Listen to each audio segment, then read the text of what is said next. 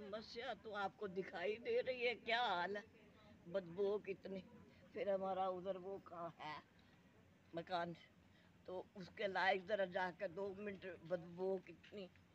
तो या आसानी समझो, क्या सहूलत है ये असहनीय। बिपिन गुलाटी, मैं यहाँ 7 साल से रह रहा हूँ और तब से ही ये प्रॉब्लम चल रही है। मैं सीएम हेल्पलाइन में करीबन मेरी 25-30 कंप्लेंट हो गई होंगी। उसके खिलाफ मेरे को हो सकता कोई और एफआईआर भी झेलनी पड़ जाए इस सिलसिले में, लेकिन अभी तक कोई कार्रवाई नहीं करती, इसलिए मुझे बार बार इसके लिए भी कंप्लेंट करनी पड़ती है।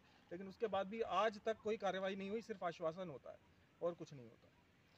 हमने अभी तक कलेक्टर जनसुनवाई में भी अप्रोच किया हुआ है, सीएम हेल्पलाइन तक में उसमें बोला गया है, नगर निगम की और जो कमिश्नर है उनको भी लेटर दिया हुआ है। अभी हाल ही में जिस प्रकार से आपने बताया, यहाँ कल भी कोई प्रशासनिक अधिकारी आए थे, उन्होंने क्या समाधान बताया इस समस्या का? कीर्ति मैडम हैं, वो आई थी, वो उन्होंने बोला कि हम आज आएंगे, अपना रास्ता खुलवा देंगे।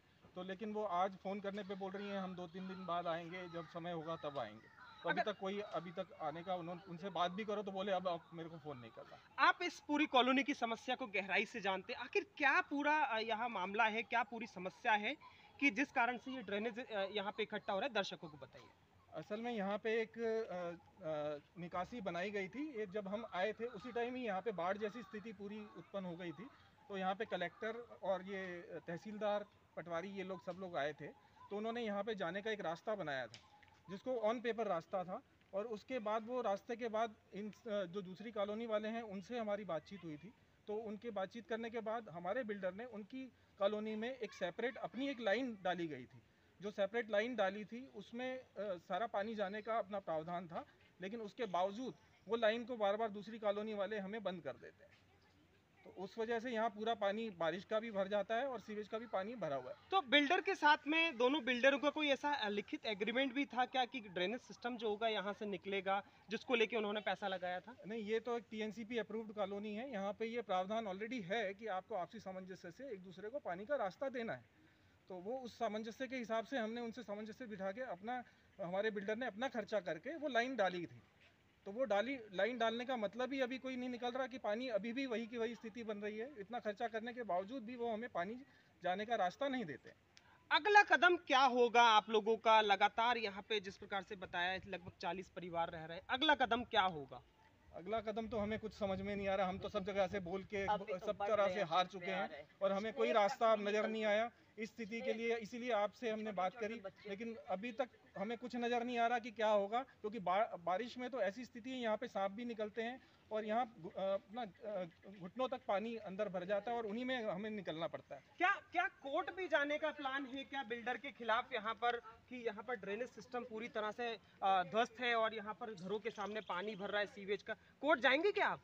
अभी तक वैसा उस बारे में सोचे नहीं थे, पर सारे प्रयास करने के बावजूद कोई हमको हल नहीं मिल रहा है। तो उसके बारे में भी हम सोच रहे हैं कि इसका कैसा क्या हल होगा। तो उससे कुछ कानूनी प्रावधान होगा तो उसके बारे में भी हम सलाह लेके आगे की कार्रवाई करने की सोच रहे हैं, क्योंकि हम मजबूर हैं। ऐसे इसमें रहना बहुत नामुमकिन है।